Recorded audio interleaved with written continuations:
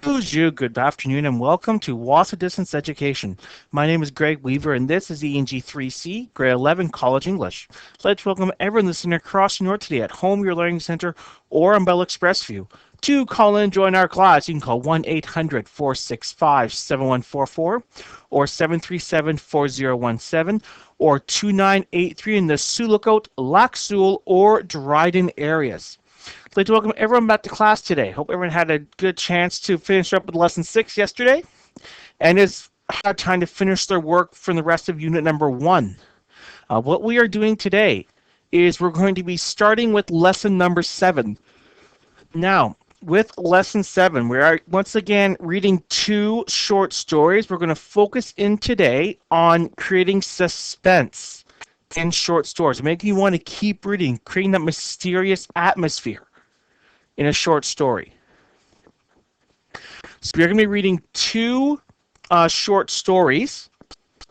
Both deal with suspense and both deal with kind of, I guess you could say, gruesome or disturbing topics. One, they both deal with death and both deal with and address with murder. So the first one that we're going to be reading is by. I just want to make sure I get the right author here. The second one is by Edgar Allan Poe, an American author, and so is the first one as well.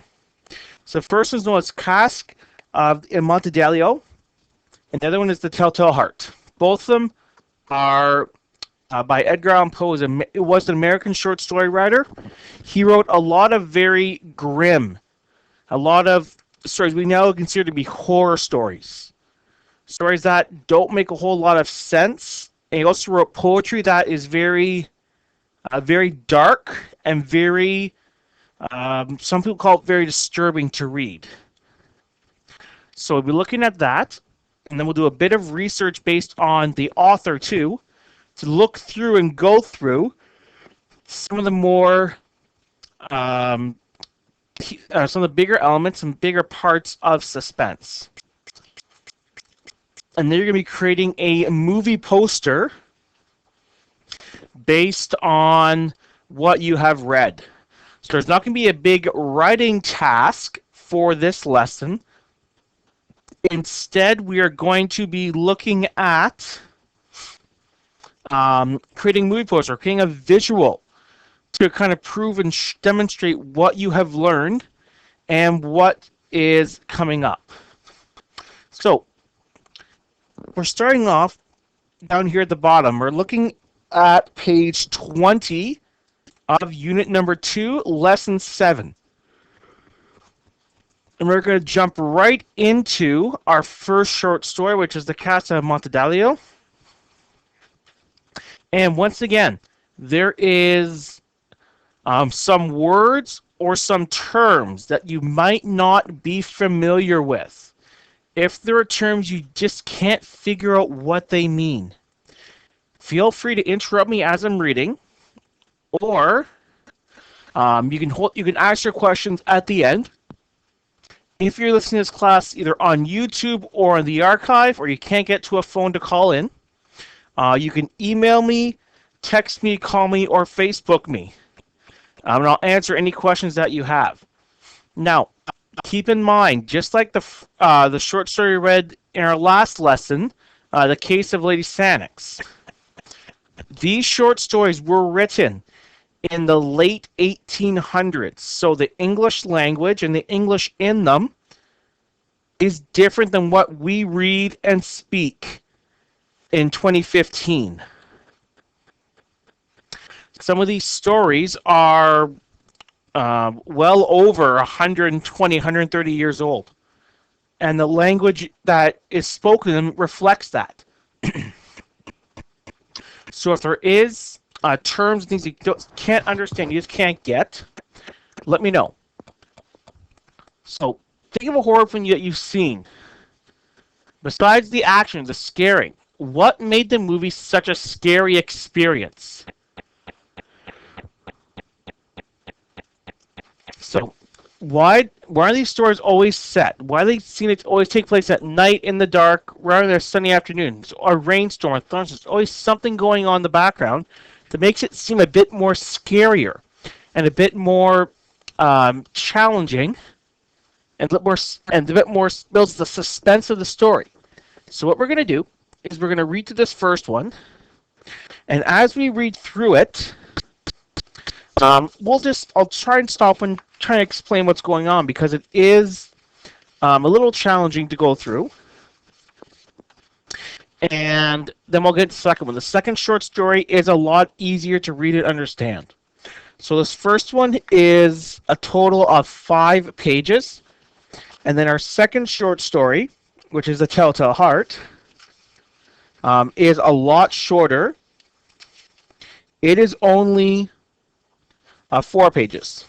So I'll probably spend most of this class reading both of those short stories, and then we'll spend tomorrow's class looking at creating the movie poster and how both these stories build the suspense into them. We're starting off with The Casa Amontillado by Edgar Allan Poe.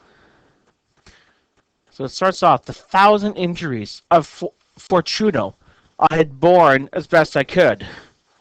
But when he ventured upon insult, I vowed revenge.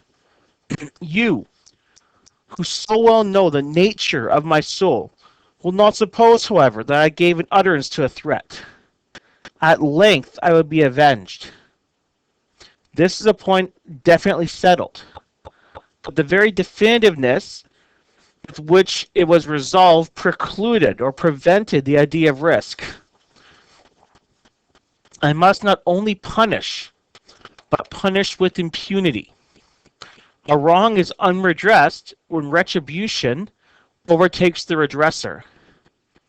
It is equally unredressed when the avenger fails to make himself felt as such to him who has done the wrong.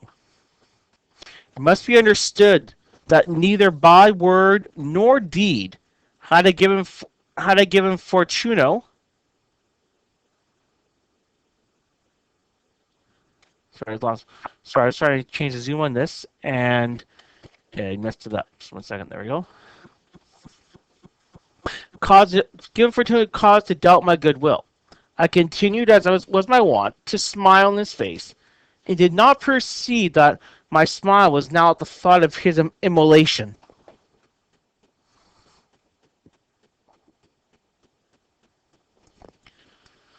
He had a weak point, this Fortunato. Although in other regards he was a man to be respected and even feared. He prided himself on his connoisseurship in wine. Few Italians have the true virtuoso spirit. For the most part, their enthusiasm is adopted to suit the time and opportunity, to practice imposture upon the British and Austrian millionaires. In paintings and gemmary, Fortuno, like his countrymen, was a quack. But in the matter of old wines, he was sincere. In this respect, I did not differ him from materially. I was as skillful in the Italian vintages myself, and could bought largely whatever I could. It was about dusk one evening, during the supreme madness of the carnival season, that I encountered my friend. He accosted me with excessive warmth. We had been drinking much. The man wore motley, or multicolored fabric. He had on a tight-fitting, party-striped dress, with his head was surmounted by a conical cap and bells. I was so pleased to see him that I thought I should never have done wringing his hand. I said to him, "My dear Fortunato, you are a lucky met. How remarkably well you look in today, but I have received a pipe of what passes for a Amontillado, and I have my doubts." "How?" he said. "Amontillado? A pipe? Impossible." "In the middle of the carnival." "I have my doubts," I replied, "and I was silly enough to pay the full Amontillado price without consulting you in the matter. You were not to be found, and I was fearful of losing a bargain." "Amontillado? I have my doubts." "Amontillado, and I must satisfy them." "Amontillado, as you are engaged, I'm on my way to Lutresi. If anyone's critical turn is he will tell me." Lustresi cannot tell Montedalio from Sherry, and yet some fools will have it that his taste is a match for your own. Come, let us go. Whither? Oh, to your vaults.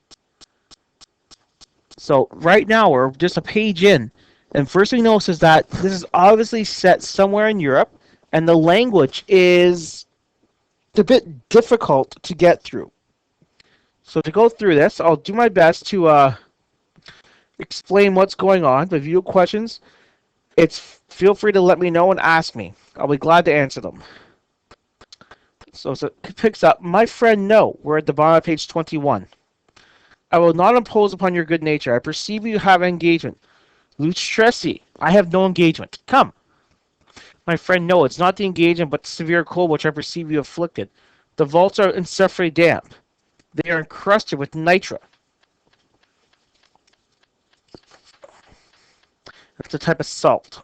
Let us go, nevertheless. The cold is merely nothing. Amontedalio, you have been imposed upon, and as for Lutresi, can't distinguish Sherry from Amontedalio. Thus speaking, Fortuno possessed himself of my arm, and putting on a mask of black silk and drawing a roulier close around my person, I suffered him to hurry me to my palazzo.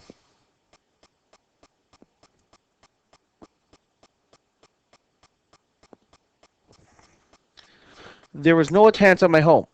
They had absconded to make merry in the hour of the time. I had told them that I should not return till the morning, and had given explicit orders not to stir from the house. These orders were sufficient, I well knew, to ensure that their immediate disappearance, one and all, as soon as my back was turned. I took from their sconces 2 flambeaux, gave one to Fortuno, bowed him through several suites of rooms and into the archway that led to the vaults. I passed down the long and winding staircase, requesting him to be cautious as he followed. We came at length to the foot of this descent, and stood together upon the damp ground of the catacombs of the Montresors. The gait of my friend was unsteady, and the bells on his cap jingled as he strode. The pipe, he said. It's farther on, I said, but I observed from white webwork which gleams from these cavern walls. He turns out towards me and looked into my eyes with 2 filmy orbs that distilled the rue of intoxication. Nitra? He asked at length. Nitra, I said. How long have you had that cough? My poor friend, I found pause for 5 minutes. It's nothing, he said at last. Come, I said with decision. We will go back. Your health is precious. You are rich, respected, admired, beloved. You are happy as I once was. You are a man to be missed. For me, it is no matter. We will go back. You will be ill, and I can be responsible. Besides, there's still Lutresi. Enough, he said. This cough is a mere nothing. It will not kill me. I shall not die of a cough. True, true. I replied, indeed, it has no intention of alarming you necessary, but you could use all the proper precaution. A draught of this Medoc will defend us from the damps. Here I knocked the neck off a bottle, which I drew from a long row of its fellows that lay upon the mould. Drink, I said, pressing him with the wine. He raised to the lips of the leer. He paused, nodded for familiarity, while his bells jingled. I drink, he said, to the buried that repose around us, and I to your long life. He again took my arm, and we proceeded. These vaults, he said, are extensive. The Montresors, I replied, were a great and numerous family. I forget your arms. A human foot door in the field azure, the foot crushed a serpent rampant, whose fangs are embedded in the heel. And the motto? Nemo me imputun lasciant. Good. That means no one provokes me with impunity. The wine sparkled in his eyes, and his bells jingled. My own fancy grew warm with the Medoc. We passed through the long walls of piled skeletons, with casks and puncheons intermingling, into the innermost recesses of the catacombs. I paused again, and this time made a bold to seize Fortuno by the arm above the elbow. The Nitra, I said, see it increases. We have hanged like moths upon the vaults. We are below the river's bed. Drops of moisture trickle here among the bones. Come, we go back, here it's too late. Your cough, it is nothing, he said. Let us go on, but first another draught of the Medoc. I broke and reached for a flagon of the grave. He emptied it at breath. His eyes flashed with fierce light. He laughed and threw the bottle upwards with gesticulation that I did not understand. Looked at him in surprise. He appeared to move a grotesque one. You don't comprehend, he said. No. Then you are not of the Brotherhood. How? You are not of the Masons. Yes, he said. You? Impossible. A mason? Verified. A sign, he said. Is this? Producing from the folds of my roquelaire, a trowel. You jest, he exclaimed, recalling a few pages. Let us proceed to the Montedalio. Be it so, I said, replacing the tool beneath the cloak and again offering him my arm. He leaned heavily upon it. We continued our route in search of the Montedalio. We passed through a range of low arches, descended, passed on, descended again, arriving at the deep crypt, in which the foulness of the air caused our flambeaux to glow rather than flame. At the most remote part of the crypt, there appeared no less spacious, its walls stood in line with human remains, piled to the vault overhead, in the fashion of the great catacombs of Paris. 3 sides of its interior crypt were still ornamented in this manner. From the fourth side, the bones had been thrown down, and lay promiscuously upon the earth, forming at one point a mound of some size. Within the wall, thus exposed by the displacement of the bones, we perceived a still interior crypt or recess, in depth about 4 feet, in width 3, and height about 6 or 7. It seemed to have been constructed with no special purpose or used within itself, but merely formed the interval between 2 of the more colossal supports of the roof of the catacombs, and was backed by one of the circumscribing walls of solid granite. It was in vain that Fortuna, lifting his full torch, endeavored to pry into the full depth of the recess. Its termination in the feeble light did not enable us to see. For see, I said, herein lies the Montedalio. As for Lutrisi, he is an ignoramus, interrupted my friend. And he stopped and stepped steadily forward. Well, I followed immediately at his heels. In the instant he reached the extremity of the niche, and finding his progress arrested by a rock, stood stupidly bewildered. A moment more, and I fettered him to the granite. In its surface were 2 iron staples, distant from each other about 2 feet. Horizontally, from these depended a short chain, and from the other a padlock. Throwing the links about his waist, it was but the work of a few seconds to secure it. He was too much astounded to resist. Withdrawing the key, I stepped back from the recess. Pass your hand, I said, over the wall. You cannot feel in the nitre. Indeed, it's very damp. Once more, let me implore you to return. No? Then I must positively leave you. I must first render you all the little attentions in my power. The Amontillado, ejaculated my friend, but not yet recovered from his astonishment. True, the Amontillado. As I said these words, I busied myself among the pile of bones for which I had before spoken. Throwing them aside, I soon uncovered a quantity of building stone and mortar. With these materials and with the aid of my trowel, I began to vigorously wall up the entrance to the niche. I had scarcely laid the first tier of the masonry when I discovered that the intoxication of Fortuno had in great measure worn off. The earliest indication of this was how a low moaning cry from the depth of the recess. It was not the cry of a drunken man. Then there was a long, obstinate silence. I laid a second tier, and a third, and a fourth. They heard the furious vibrations of the chain. The noise lasted for several minutes, during which time I might hearken to more satisfaction. I ceased my labors, and sat down upon the bones.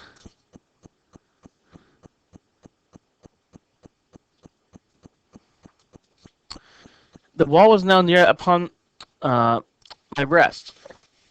Again I paused, holding the flambeau above the masonwork, a few rays upon the figure within.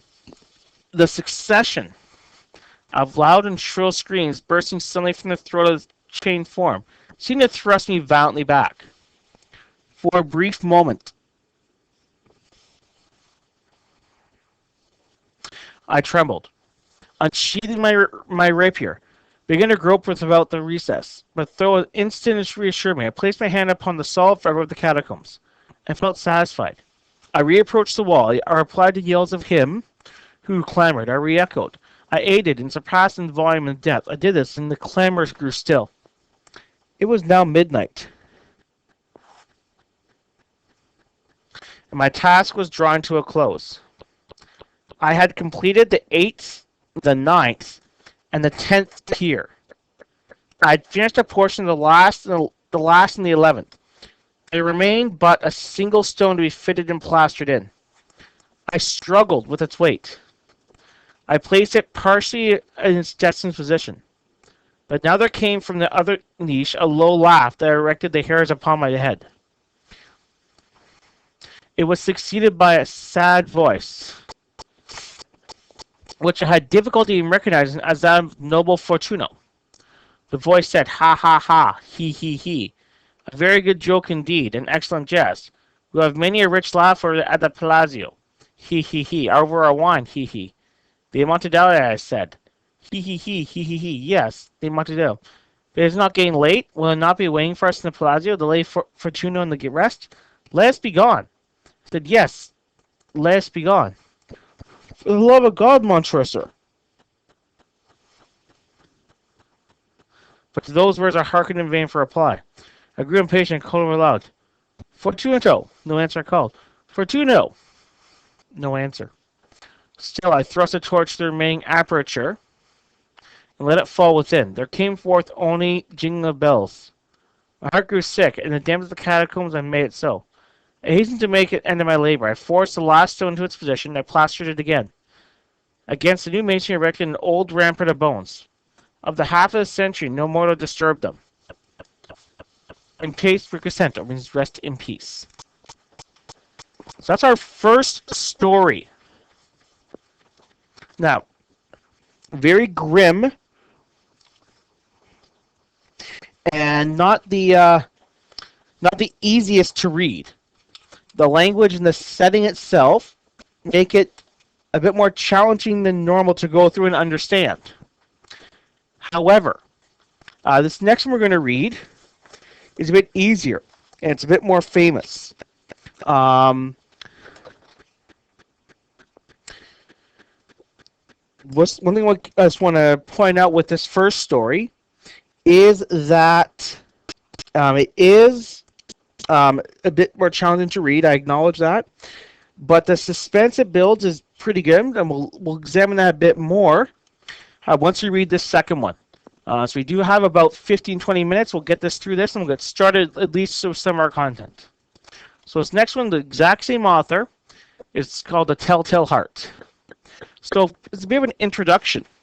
Have you ever disliked something that you go, aliens to be rid of? What kind of words would you use to describe that object? During your reading, focus on the kind of words that the narrator used to describe his master.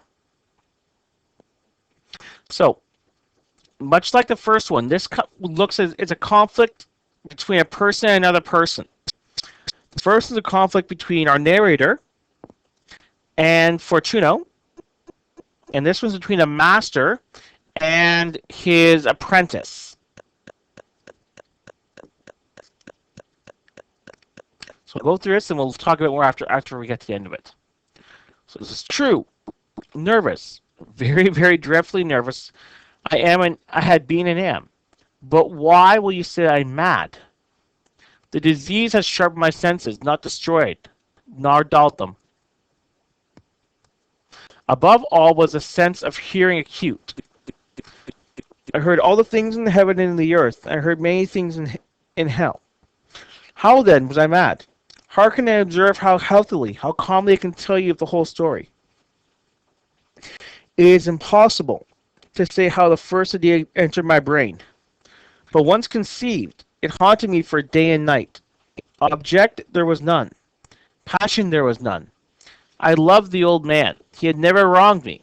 He had never given me insult. For his gold I had no desire. I think it was his eye. Yes, that was it. He had the eye of a vulture, a pale blue eye, a film over it. Whenever it fell upon me, my blood ran cold.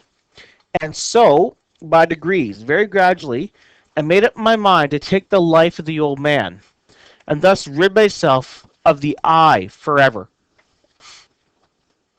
Now, this is the point. You fancy me a madman. Madmen know nothing, but you should have seen me. You should have seen how wisely I proceeded, and what caution, with what foresight, with what dissimulation that I went to work. I was never kinder to the old man than during the whole week before I killed him. And every night, about midnight, I turned the latch of his door and opened it, oh so gently. And then I made an opening sufficient for my head. I put in a dark lantern, all closed so that no light shone out. And then I thrust in my head. Oh, you would have laughed.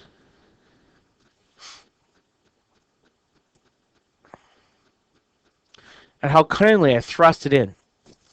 I moved it slowly, very, very slowly, so it might not disturb the old man's sleep. It took me an hour to place my whole head within the opening so I could see as he lay upon his bed. Ha! Would a madman have done so wise at this? And then, when my head was well in the room, I undid the lantern cautiously. Oh, so cautiously. Cautiously, for the hinges creaked. I did it just so much that a single thin ray fell upon the vulture eye.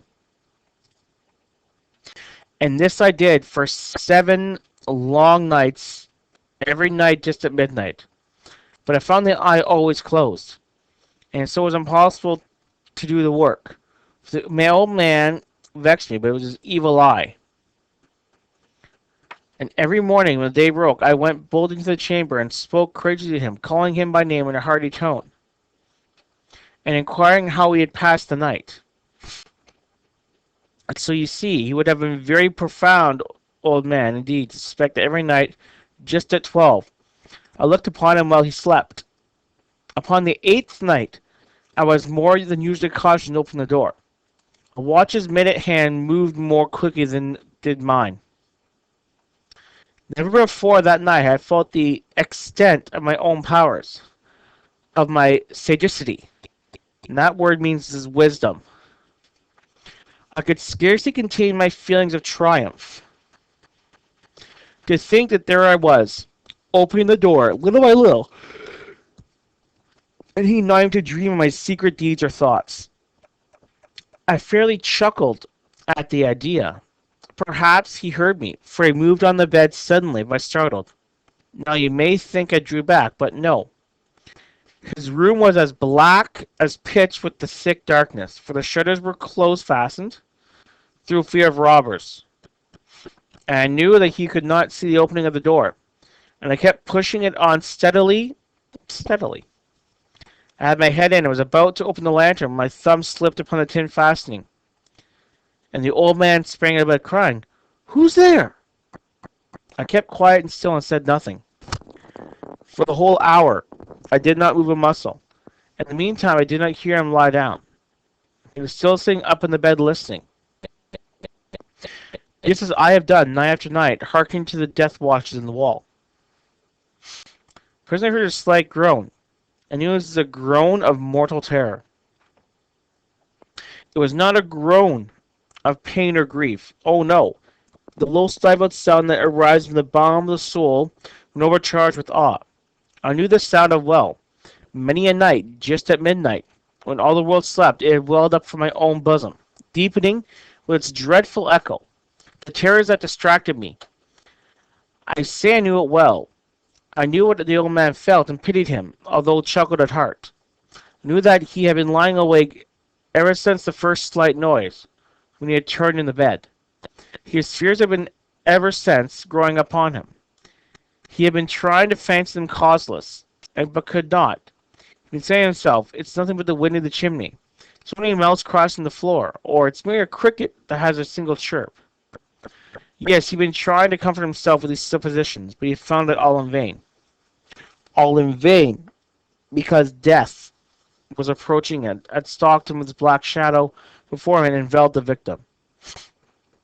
And it was the mournful influence of that unperceived shadow that caused him to feel, though he neither saw nor heard, to feel the presence of my head within the room.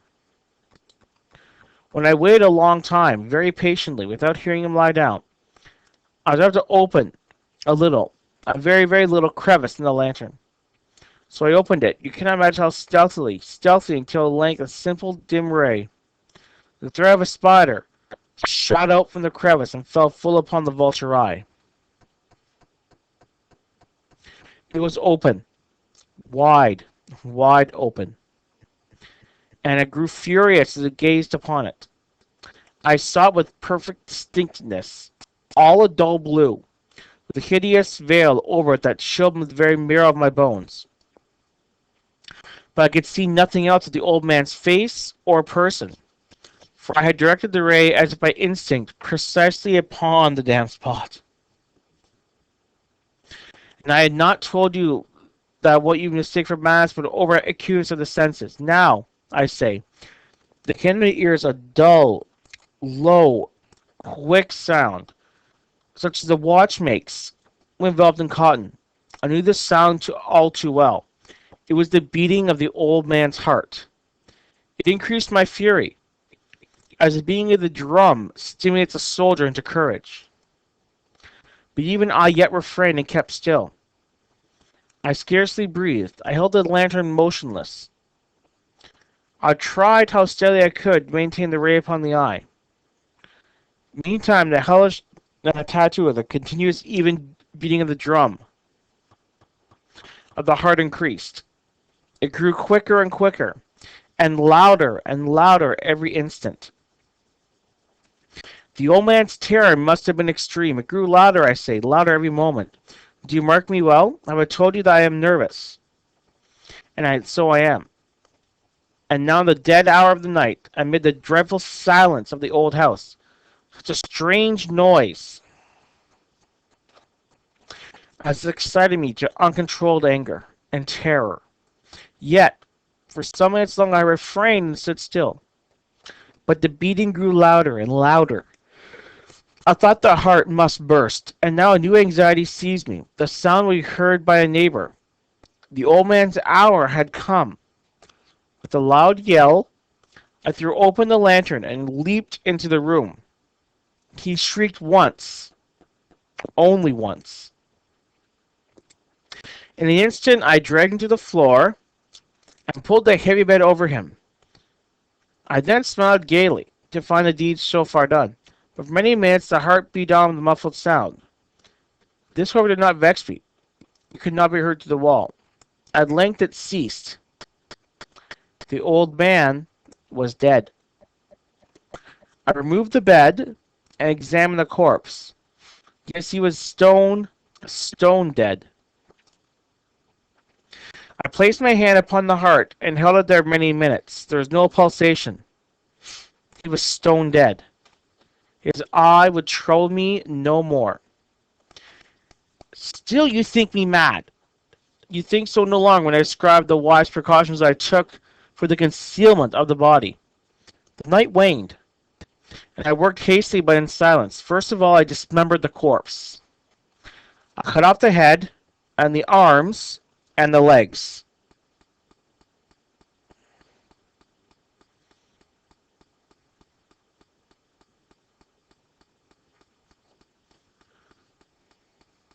Then I took up 3 planks from the flooring of the chamber, and deposited all in between the scantlings. Then I placed the board so cleverly, so kindly, not even a human eye, not even his, could have detected anything wrong. There's nothing to wash out, no stain of any kind, no blood spot whatsoever. I had been too late for that. A tubba caught all. Ha ha. When I made an end of these labors, it was 4 o'clock, still dark as midnight. The bell sounded the hour.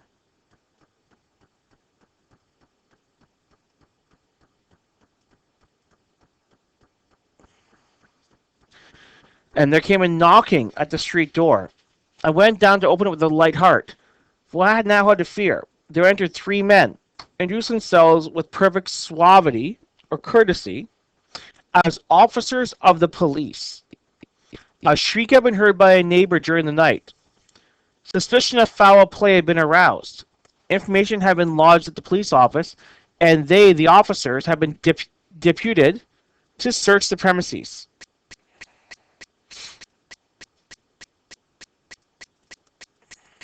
I smiled for what I had to fear. I bade the gentleman to welcome. The shriek, I said, was my own in a dream. The old man I mentioned was absent in the country. I took my visitors all over the house. I bade them search well. I led them at length to his chamber. I showed them his treasures, secure and undisturbed. In enthusiasm and confidence, I brought chairs into the room and desired them to rest from their fatigues, while I myself, with wild audacity to my perfect triumph, placed my own seat upon the very spot beneath which reposed the corpse of the victim.